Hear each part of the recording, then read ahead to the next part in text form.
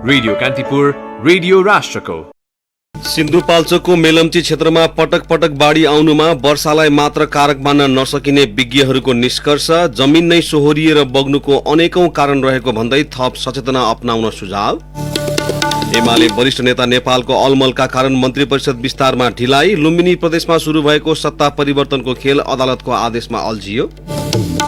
Jaynagar Janakpur kurta rail सेवा सञ्चालन मिति नतोकिँदै तोक आदेशमा जागिर खाएकालाई तलब बापत 35 लाख भुक्तानी। रेल सञ्चालन प्रक्रिया अन्तिम चरणमा रहेको व्यवस्थापनको दावी। म्यानमारमा कु मार्फत सत्ता हातमा लिएका सेनाका जनरलद्वारा आफैलाई प्रधानमन्त्री घोषणा। संकटकालको समयावधि 1 वर्ष थपियो। र शहीद स्मारक ए डिभिजन लिगको मिति झण्डै 2 महिना पछि सर्यो। प्रतियोगिता कार्तिक 29 बाट सुरु हुने, विजेताले 75 लाख पाउने। नमस्कार, कान्तिपुर डायरीका साथमा रमेश र म पवन। सुरु गरौँ अहिलेसम्मका प्रमुख प्रसंगबाट। 1.5 महिनाको अवधिमा मेलम्ची खोलामा दोस्रो पटक हिजो आएको भीषण बाढीले हेलम्बु मेलम्ची किनारको करिब 40 किलोमिटर क्षेत्रलाई थप तहस बनाएको छ। बाढीले बस्ती, मोटरेबल पुल, सडक र खेतीयोग्य जमिन बगाएको छ। खोला छेउछाउ बस्दै आएका बासिन्दा झन् जोखिममा परेका छन्। बाढीले चनौटे स्थित मेलम्ची खोलामाथिको मोटरेबल पुल, रातो पुल बगाउँदा हेलम्बुसँगको यातायात सम्बन्ध पूर्ण रूपमा विच्छेद भएको छ। हेलम्बु गाउँपालिकाका किउल, शेरमाथाङ, मेलम्ची घ्याङ, ताके घ्याङ, तिम्बु, सर्कथली, घ्याङगुल लगायतका बस्ती पुग्न यो पुल एकमात्र सहारा थियो। मेलम्ची खानेपानी आयोजनाको मुहानमा फेरि क्षति गरेको छ। बाढीले मुख्य बस्ती रहेको हेलम्बुको तिम्बुदेखि बोल्दे, किउल, गणेशी बगर, चनौटे, पाल्चोक, ग्याल्थुम, तालामारङ हुँदै मेलम्ची बजार आसपासका क्षेत्रको ठूलो भाग कटान गरेको छ। त्यहाँका बजार र खेतीयोग्य जमिन गरी 20 किलोमिटर क्षेत्रमा बगरमा परिणत गरेको छ। गत असार 1 मा आएको बाढीले बचेका भौतिक संरचनालाई थप क्षति गरेको छ। हेलम्बु गाउँपालिका 1 स्थित सेसे सिदाङ हिमश्रृङ्खलाको काख भेमाथाङ बगरबाट सुरु भएको पहिरोले पुरिएको मेलम्ची खोला खोलिँदै गरेर शनिबार राति र हिजो आएको बाढीले हेलम्बु र मेलम्चीको ग्याल्थुम जोड्ने झोलिङ्गे पुल सहित 12 वटा बढी घर बगाएको छ। ग्याल्थुम बगरका 40 घर सहित तिम्बु, चनौटे र मेलम्ची बजारका बासिन्दा जोखिममा परेका छन्। हेलम्बु क्षेत्र जान गोरेटो समेत छैन। बाढीको सतह बढेकाले तत्काल वैकल्पिक मार्ग बनाउन सक्ने सम्भावना देखिँदैन। पुल नहुँदा त्यहाँको करिब 10 किलोमिटर आसपासका बासिन्दा 4 देखि 5 घण्टा भन्दा बढी समय जंगलको गोरेटो बाटो मात्रै हिँडेर गाउँ आउजाउ गर्न सक्छन्। असारमा आएको बाढीबाट विस्थापितको व्यवस्थापन नहुँदै अर्को समस्या थपिएको स्थानीयले बताएका छन्। असारको बाढीले बगाएका नेपाली र विदेशी गरी 20 जना अझै बेपत्ता छन्। मेलम्ची क्षेत्रमा पटक पटक बाढी आउनुमा वर्षालाई मात्र कारण मान्न नहुने विज्ञहरूको प्रारम्भिक निष्कर्ष छ। करिब 3500 मिटर उचाइको भेमाथाङ, खुको, खोलाचौ र खोला आसपासको भाग सोहोरिएर बग्नुमा विभिन्न कारण रहेको उनीहरूको ठम्याइ छ। असार पहिलो साता जस्तै शनिबार राति फेरि मेलम्चीको शिरदेखि ढुङ्गा, माटो, रुख, बिरुवा सहितको लेदो आएर चनौटे क्षेत्रमा घर र पुल बगाएको थियो। यो क्रम अझै बढ्न सक्ने भएकाले सचेतना अपनाउन उनीहरूले सुझाव दिएका छन्। त्यस क्षेत्रको अध्ययन गर्न हिजो घ्याङफेदी पुगेका भूगर्भविद, हाइड्रोलोजिस्ट लगायत विशेषज्ञलाई उक्त क्षेत्रका स्थानीयले केही दिन त्यता भारी र लगातार आरी घोप्टे वर्षा, क्लाउड बस्ट नभएको बताएका थिए। त्रिवीको इन्जिनियरिङ अध्ययन संस्थाका विज्ञ विष्णुप्रसाद पाण्डेले गृह मन्त्रालयमा हिजो आयोजित पत्रकार सम्मेलनमा भन्नुभयो, स्थानीय बासिन्दाले योभन्दा ठूलो वर्षा पहिलाका वर्षहरूमा हुने गरेको बताए। त्यो क्षेत्रमा वर्षा मापन केन्द्रहरू नभएकाले कुन स्तरमा वर्षा भएको हो यकिन गर्न सकिएन। त्यसैले वर्षाले नै त्यो स्तरको क्षति निम्त्याएको हो भन्ने निष्कर्ष निकाल्न मिल्दैन। जल तथा मौसम विज्ञान विभागको पछिल्लो तथ्याङ्कले पनि पाण्डेको भनाइलाई पुष्टि गर्छ। विभागकी वरिष्ठ मौसमविद इन्दिरा कणेलका अनुसार पहिरो सुरु भएको क्षेत्रभन्दा धेरै तल अर्थात् शेरमाथाङको वर्षा मापन केन्द्रले शुक्रबार 41.4 र शनिबार 43.6 मिलिमिटर वर्षा रेकर्ड गरेको थियो। यस्तै इन्द्रावती नजिकको धाप भन्ने स्थानमा रहेको मापन केन्द्रले शुक्रबार 22.2 र शनिबार 5.6 मिलिमिटर वर्षा रेकर्ड गरेको छ। सिन्धुपाल्चोकको 12 विषय क्षेत्रमा भने शुक्रबार 78.2 मिलिमिटर वर्षा रेकर्ड भएको छ। असार पहिलो साता पनि भेमाथाङ क्षेत्रबाटै सुरु भएको भीमकाय पहिरोसँगै बगेर आएको ढुङ्गा, माटो, रुख, बिरुवा सहितको लेदोले मेलम्ची बजारसम्मै क्षति गरेको थियो। पाण्डेले पहिरो बगेर आएको मुख्य स्रोतमै पुग्न नसकेकाले कारण यही हो भनेर यकिन गर्न नसकिएको बताउनुभयो। हेलिकप्टर लिएर गएको हेलम्बु गाउँपालिकाका अध्यक्ष सहितको टोली प्रतिकूल मौसम र जटिल भूगोलका कारण हिजो बिहान भेमाथाङबाट माथि जान सकेको थिएन। अन्तर्राष्ट्रिय एकीकृत पर्वतीय विकास केन्द्र इसिमोडको सन् 2011 को अध्ययनले मेलम्ची माथिको हिमाली भागमा 4वटा हिमताल रहेको देखाएको छ। पाण्डेले भन्नुभयो, तर ती ताल फुटेको देखिन्न। सूक्ष्म अध्ययनका लागि भेमाथाङ भन्दा माथिल्लो भागमै पुग्नुपर्ने हुन्छ। मेलम्ची खोलाको स्लोप बढ्ता भएकाले थोरै वर्षा हुँदा पनि त्यसको गति र ऊर्जा बढी हुन्छ। वर्षाले कमजोर भागलाई सोहोरेर बगाउँछ। सम्भवतः गत असार र शनिबार राति त्यही भएको हुन सक्छ। पुलचोक इन्जिनियरिङ क्याम्पससँग आबद्ध अर्का भूगर्भविद वसन्तराज अधिकारीका अनुसार हिमाली क्षेत्रका धेरै डाँडा विगतमा हिम नदीले बगाएर ल्याएका ढुङ्गा, माटो र गेग्रान जमेर बनेका हुन्। तीव्र गतिमा माथिल्लो भागबाट ढुङ्गा, चट्टान, माटो सहितको पहिरोले खोला आसपासको भाग समेत क्षयीकरण गरेपछि ढुङ्गा, माटो र गेग्रानको मात्रा बढेको उहाँको विश्लेषण छ।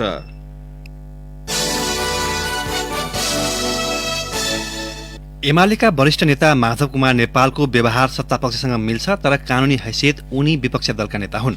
उनी यो अमलबाट बाहिर निस्कन नसक्दा प्रधानमन्त्री शेरबहादुर देउवाले 3 साता पुग्न लाग्दा समेत मन्त्री परिषद विस्तार गर्न सकेका छैनन्। आन्तरिक एकताका लागि एमालेका दोस्रो तहका नेताले अध्यक्ष केपी शर्मा ओली र वरिष्ठ नेता नेपालबीच भेटवार्ता गराउन लगातार प्रयास गरिरहेका छन्, तर सम्भव भएको छैन। अर्कातिर नेता नेपालले सत्ता गठबन्धनका नेताहरूसँग संवाद जारी राखेका छन्। माओवादी केन्द्रका अध्यक्ष पुष्पकमल दाहालले हिजो पनि कोटेश्वर स्थित निवासमै पुगेर नेपाललाई सरकारमा सहभागी हुन आग्रह गर्नुभयो।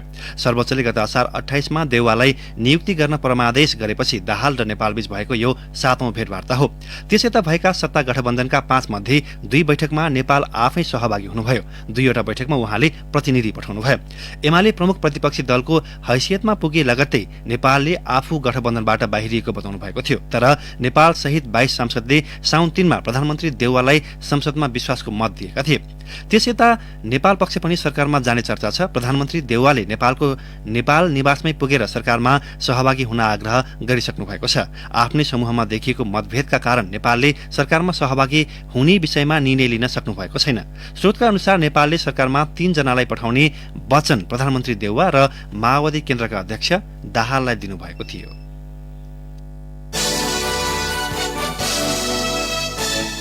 लुम्बिनी प्रदेशमा सुरु भएको सत्ता परिवर्तनको खेल अदालतको आदेशमा अल्झिएको छ। पदमुक्त भएका सांसद पुनर्बहालीको माग गर्दै अदालत गएपछि सत्तापक्ष र विपक्षी गठबन्धन अदालतको आदेश पर्खेर बसेका हुन्। लुम्बिनी प्रदेशका पदमुक्त 5 सदस्य पुनर्बहालीको माग सहित अदालत गएका छन्। सरकार पक्ष पदमुक्त भएका माओवादी केन्द्र र जसपाका सदस्यलाई पुनर्बहाली गराएर सरकार बचाउने कसरतमा छ भने विपक्षी गठबन्धन जसरी पनि सरकारमा जाने दाउमा छ। कांग्रेस मुख्य सचेतक फकरुद्दिन खानले प्रदेश प्रमुखलाई सरकार अल्पमतमा रहेको र अवैध भएको जानकारी गराए पनि तत्काल अविश्वासको प्रस्ताव नल्याएको बताउनुभयो। उहाँले भन्नुभयो, 2-3 दिन अझै कुर्छौं, मुख्यमन्त्रीबाट आफै राजीनामा होस् भन्ने चाहेका छौं। माओवादी केन्द्रका प्रमुख सचेतक तुलाराम घरती मगरले सांसदहरू अदालत गए पनि पुनर्बहाली हुने सम्भावना नरहेको दावी गर्नुभयो। उहाँले भन्नुभयो, यसै उसै विपक्षी गठबन्धनको सरकार बन्छ, त्यसैले अहिले नहतारिएका हौं। एमाले प्रवेश गरेका माओवादी केन्द्रका 2 सांसद मात्रै पुनर्बहाली भए पनि माओवादी केन्द्र रोजेकी विमला कुमारी खत्री ओलीलाई तानेर आफ्नो बहुमत पुर्याउने योजना सरकारको छ। सरकारका प्रवक्ता बैजनाथ चौधरीले अदालत गएका सांसदको टुङ्गो नलाग्दा सम्म विश्वासको मत लिने र आफ्नो वैधता प्रस्तुत नगर्ने बताउनुभयो।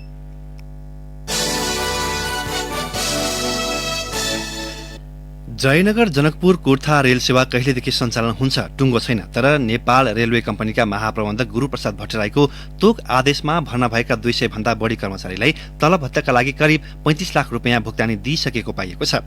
दैनिक ज्यालादारीमा 200 जति कर्मचारी भर्ना गरिएको र उनीहरूमध्ये केहीलाई तालिम समेत दिइएको भट्टराईले स्वीकार्नुभयो। भर्ना गरिएका कर्मचारीको तलब भत्तामा 35 लाख रुपियाँ भुक्तानी भइसकेको पनि उहाँले बताउनुभयो। उहाँले कान्तिपुरसँग भन्नुभयो, सक्दो छिटो रेल सेवा सञ्चालन गर्न कर्मचारी भर्ना गरेका हौं। लोकसेवा आयोगले भर्ना गर्न अवरोध गर्यो, त्यसैले हामीले मन्त्री परिषदको निर्णय अनुसार दैनिक ज्यालादारीमा कर्मचारी राखेका हौं। रेलवे व्यवस्थापनले यसअघि लोकसेवा आयोग मार्फत कर्मचारी भर्ना प्रक्रिया थालेको थियो। त्यसमा 6000 भन्दा बढीले आवेदन दिएका थिए। करिब 6 महिना अघि आयोगले भर्ना प्रक्रिया स्थगन गरेपछि फारम बापत तिरेको शुल्क अझै फिर्ता गरिएको छैन। त्यसपछि भट्टराईले आफ्नै तजबिजमा 2 महिना अघि ठूलो संख्यामा कर्मचारी राख्नु भएको हो। रेल सञ्चालन प्रक्रिया अन्तिम चरणमा रहेको भट्टराईले बताउनुभयो, भारतले बनाइदिएका भौतिक संरचना पनि 2-3 साताभित्रै नेपाललाई हस्तान्तरण भइसक्ने उहाँको दाबी छ। कान्तिपुर डायरीमा अब ब्रेकको पालो। ब्रेकपछि अब बाँकी प्रसंग, सबैभन्दा पहिले कान्तिपुर सविस्तार। कान्तिपुर सविस्तार। हामी सबैको जिम्मेवारी स्तनपानको सुरक्षण हुन्छ प्रभावकारी भन्ने नारासहित विश्व स्तनपान सप्ताह हिजो सुरु भएको छ। शिशुलाई सुरक्षित तरिकाले स्तनपान गराउन आमालाई प्रेरित गर्न विश्व स्वास्थ्य संगठन र युनिसेफको अगुवाईमा हरेक वर्ष अगस्त 1 तारिकदेखि विश्वभर स्तनपान सप्ताह मनाउने गरिन्छ। सुत्केरी हुने बित्तिकै आउने आमाको पहिलो बिगौती दूध निकै पोसिलो र स्वस्थकर हुन्छ। 6 महिनासम्मका शिशुलाई आवश्यक पर्ने सबै पौष्टिक तत्व आमाको दूधमा पर्याप्त मात्रामा पाइने भएकाले जन्मेको आधा घण्टाभित्र स्तनपान सुरु गरिसक्नु पर्ने र 24 घण्टामा 8 देखि 10 पटकसम्म आमाको दूध खुवाउन चिकित्सकको सुझाव छ। स्तनपानको महत्त्वबारे सचेतना जगाउन सरकारी र गैर सरकारी संघ संस्थाले वर्षेनी विभिन्न कार्यक्रमहरू गरे पनि पछिल्लो समय स्तनपानको दर भने घट्दो क्रममा छ।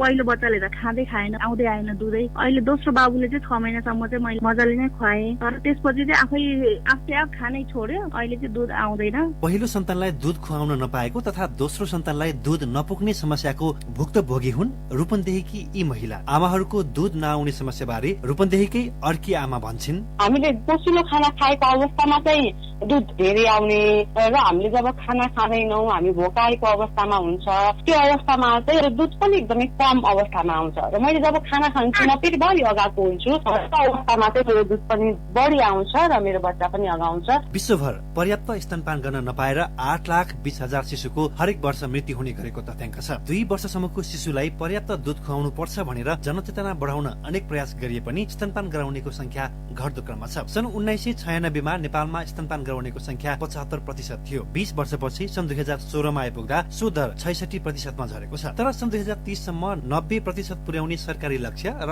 यथार्थ उल्टो गतिमा कुद्दा आमाको दुध खान नपाउने शिशुहरूको संख्या बढ्ने जोखिम छ। विश्वभर तथ्याङ्क केलाउँदा 43% महिलाले मात्र आफ्ना बालबालिकालाई पूर्ण रूपमा स्तनपान गराउँछन्, जसमा सार्क राष्ट्र मध्ये अफगानिस्तानमा सबैभन्दा कम 43 तथा श्रीलङ्कामा सबैभन्दा बढी 82% छ। त्यस्तै श्रीलङ्कामा शिशु मृत्युदर समेत सार्क राष्ट्रमा सबैभन्दा कम 6% छ। घट्दै गएको स्तनपान व्यवहारले नेपालको सुरक्षित भविष्यमा समेत असर पर्न सक्ने विज्ञ बताउँछन्। स्वास्थ्य तथा जनसंख्या मन्त्रालयका प्रवक्ता एवं बाल रोग विशेषज्ञ doctor Krishna Prasad Poudel, exclusive breast फिडिङमा अलिकति हामी धेरै लाग्नु पर्ने छ। त्यो भयो भने मात्रै हाम्रा भविष्यका सन्ततिहरू हेल्दी हुन सक्छन्, उहाँहरूको ब्रेनको ग्रोथ उचित हुन सक्छ। ब्रेनको म्याक्सिमम ग्रोथ फर्स्ट 2 इयर्समा हुन्छ, 80% भन्दा प्लस चाहिँ 2 वर्षभित्र हुन्छ र त्यो ब्रेनले भविष्यमा यो नागरिक कस्तो हुने, त्यही व्यक्ति भोलि नेता हुने हो, त्यही डाक्टर हुने हो, इन्जिनियर हुने हो, कर्मचारी हुने हो, उसको प्रोडक्टिभिटी कति हुने भन्ने चाहिँ त्यो पहिलो 2 वर्ष एकदमै महत्त्वपूर्ण छ। बालबालिकालाई स्तनपान नगराउँदा आमाहरूले प्रयोग गर्ने वैकल्पिक पौष्टिक आहारका लागि मात्र विश्वभर 300 खर्ब खर्च हुने अनुमान छ।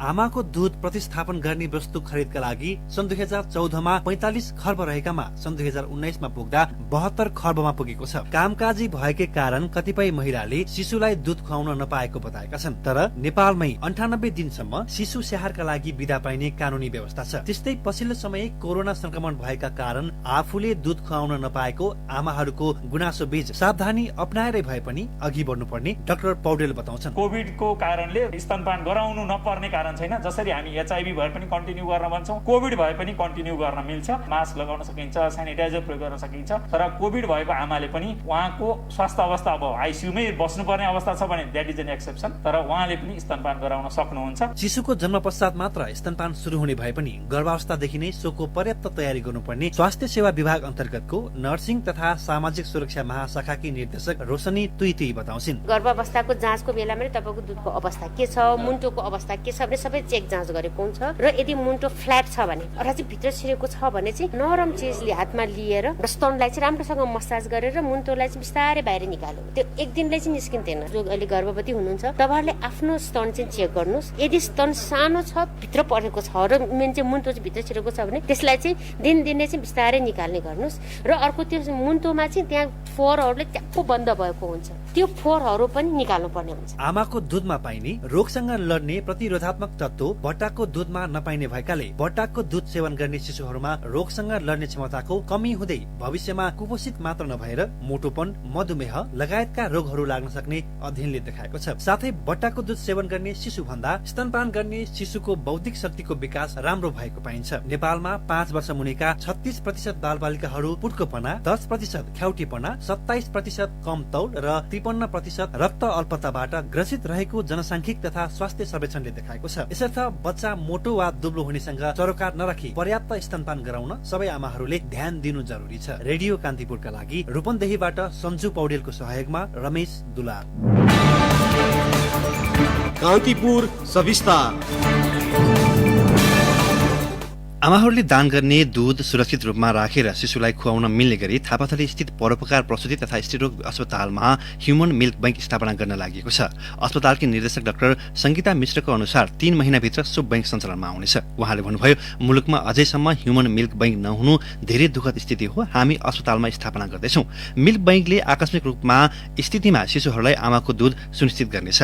विभिन्न मुलुकमा यस्ता बैंक नवजात शिशुलाई पोषण पुर्याउन र रोक्न सकिने खालको मृत्युलाई कम गर्न धेरै प्रभावकारी देखिएको छ। जन्मेदेखि 6 महिनाको हुन्जेलसम्म स्तनपान गराउँदा शिशु मृत्युदरलाई धेरै हदसम्म घटाउन सकिन्छ। बिरामी शिशुलाई समयमै आमाको दूध दिँदा ज्यान जोगिने सम्भावना 6 गुणाले बढ्ने हुँदा मिल्क बैंकको समग्र स्वास्थ्य क्षेत्रमा सकारात्मक योगदान गर्ने डाक्टर मिश्रले बताउनुभयो। सर्वोच्च अदालतले राज्यका विभिन्न सेवामा हुने आरक्षण जातीय आधारमा नभई आवश्यकताका आधारमा प्रदान हुनुपर्ने फैसला गरेको छ। जातीयतालाई आधार बनाउँदा आरक्षण व्यवस्था निश्चित मान्छेको कब्जामा पर्ने ठहर अदालतले गरेको छ। चिकित्सा शिक्षातर्फ स्नातकोत्तर तहको प्रवेश परीक्षामा आरक्षणको व्यवस्था माग गर्दै विनय कुमार पञ्जियारले गत वर्ष दायर गरेको मुद्दामा सर्वोच्चका न्यायाधीश द्वय विश्वम्भर प्रसाद श्रेष्ठ र आनन्द मोहन भट्टराईको इजलासले सो फैसला गरेको हो।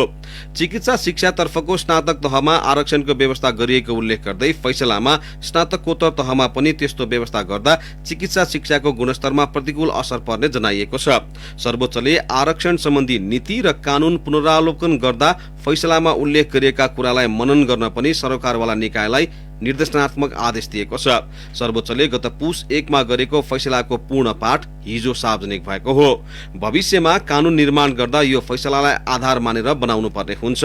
जातीय आधारमा हुने आरक्षणलाई सर्वोच्चको फैसलाले रोकेको अधिवक्ता शैलेन्द्र प्रसाद हरिजन अम्बेडकरले बताउनुभयो। उहाँले यो फैसलापछि पछाडि परेका समुदायका मानिसलाई सरकारी सेवामा आरक्षण प्राप्त गर्न कठिन हुने पनि बताउनुभयो।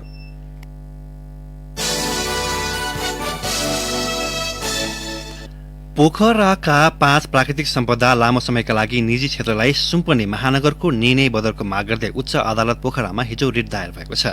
अधिवक्ता देवका तिमल सिन्हा, मिलन सुवेदी, सबिन तिवारी र अस्मिता तिवारीले रामघाटमा सेती थुन्ने योजना समेत रोक्न रिट दायर गर्नुभएको हो। सार्वजनिक निजी साझेदारी सानिसा अन्तर्गत रामघाट, सेती खोज, डेभिज फल्स, सिल्टेसन ड्याम र मोरे खहरे घाट निजी क्षेत्रलाई भाडामा दिने सम्पूर्ण प्रक्रिया रोक्न रिटमा माग गरिएको छ। कान्तिपुर डायरीमा पुनः ब्रेकको पालो। अब आर्थिक प्रसंग। परासी, बर्दघाट र प्रतापपुरका सीमा क्षेत्रबाट भन्सार छलेर भारततर्फ निकासी गर्न लागिएको आशंकामा बिहिबार प्रहरीले 730 क्विन्टल केराउ बरामद गर्यो, जसको बजार मूल्य करिब 1 करोड रुपियाँ बराबर थियो। केही दिन अगाडि सोही क्षेत्रका विभिन्न सीमाबाट प्रहरीले करिब 22 लाख रुपियाँको केराउ बरामद गरेको थियो। यी त प्रतिनिधि उदाहरण मात्र हुन्। लामो समयदेखि केही व्यापारी केराउ, सुपारी, छोकडा, मरिच लगायतको अवैध व्यापारमा रमाइरहेका छन्, जुन अवैध कारोबार घट्ने भन्दा पनि बढ्दो छ। किन यी सामग्रीको अवैध कारोबार हुन्छ त? अर्थविद केशव आचार्यले भन्नुभयो, सुपारीमा पनि धेरै बदमाशी छ। भारतले सुपारी आयात गर्न दिँदैन। नियन्त्रित अर्थव्यवस्था छ। विदेशबाट आयात भएर यी वस्तु अवैध बाटो हुँदै भारत जान्छन्। आचार्यका अनुसार विगतमा झापातिर अत्यधिक सुपारी खेती गरिन्थ्यो। केही व्यापारीले थाइल्याण्ड, इन्डोनेसियाबाट सुपारी आयात गरी भन्सारका कर्मचारीसँग मिलेर विदेशी सुपारीलाई नेपाली उत्पत्तिको प्रमाणपत्र लिएका थिए। त्यति बेला स्वदेशी उत्पादन भन्ने निर्यात नै हुन सकेन। उहाँले भन्नुभयो, अहिले पनि केही व्यवसायीले भारतले के वस्तुमा नियन्त्रण गर्यो, के खुला गर्यो चनाखो भएर हेर्छन्। भन्सार दर उच्च भएका वस्तु आयात गरेर पुनः भारत पठाउँछन्। पदको दुरुपयोग गरी शेयरको भित्री कारोबारमा संलग्न भएको भन्दै धितोपत्र बोर्ड सेबोनका अध्यक्ष विष्णुराज ढुङ्गानालाई कारवाही गर्न कर्मचारी युनियनले माग गरेको छ। नेपाल धितोपत्र बोर्ड कर्मचारी युनियनले हिजो विज्ञप्ति प्रकाशन गरेरै उनीहरूलाई कारवाही हुनुपर्ने भनेको हो। धितोपत्र ऐन 2063 को प्रस्तावना नै उल्लेख्य गरे अनुसार पुँजी बजारको विकास र लगानीकर्ताको हित संरक्षणको मूल मर्म अनुसार बोर्डको नेतृत्व एवं सञ्चालकहरूले काम गर्नुपर्नेमा सो नगरी संस्थाको गरिमामा आँच आउने कार्य गर्न छुट रहँदैन भनी विज्ञप्तिमा भनिएको छ। अब अन्तर्राष्ट्रिय प्रसंग म्यानमारमा कु गरी सत्ता हातमा लिएका सेनाका जनरलले आफूलाई प्रधानमन्त्री घोषणा गर्नुभएको छ। गत फेब्रुअरीमा सत्ता कब्जा गरेका सैनिक शासक मिन अङ हल्याङले संकटकालको समयावधि 1 वर्षका लागि थप गर्नुभएको छ। देशवासीका नाममा सम्बोधन गर्दै हल्याङले खुला र निष्पक्ष बहुदलीय व्यवस्था ल्याउने दावी गर्नुभएको छ। जननिर्वाचित आङ सान सुचीको पार्टीलाई आतंकवादीको संज्ञा दिँदै हल्याङले गलत सूचनाका कारणले प्रदर्शन चर्किएको दावी पनि गर्नुभएको छ। अब खेल प्रसंग शहीद स्मारक ए डिभिजन लीगको मिति झण्डै 2 महिना सर्ने भएको छ। असोज 3 बाट सुरु गर्ने भनिएको लीग अब कार्तिक 29 गतेबाट सुरु हुने अखिल नेपाल फुटबल संघ एन्फाले जनाएको छ।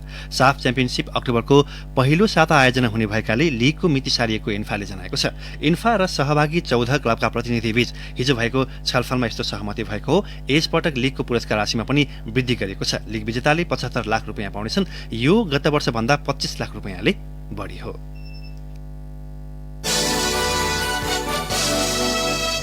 अब मौसम सम्बन्धी जानकारी। मुलुकभर सामान्यदेखि पूर्ण बदली रही धेरै स्थानहरूमा हल्कादेखि मध्यम वर्षाको सम्भावना रहेको जल तथा मौसम पूर्वानुमान महाशाखाले जनाएको छ। प्रदेश 1 बागमती र गण्डकी प्रदेशका केही स्थानमा भारी वर्षाको सम्भावना रहेको पनि महाशाखाको अनुमान छ। केही बेर अघि 22 डिग्री सेल्सियस मापन गरेको काठमाडौँ उपत्यकाको अधिकतम तापक्रम आज 25 डिग्री सेल्सियसमा पुग्नेछ। सूर्योदय बिहान 5:27 भयो भने सूर्यास्त भरे साँझ 6:53 हुनेछ।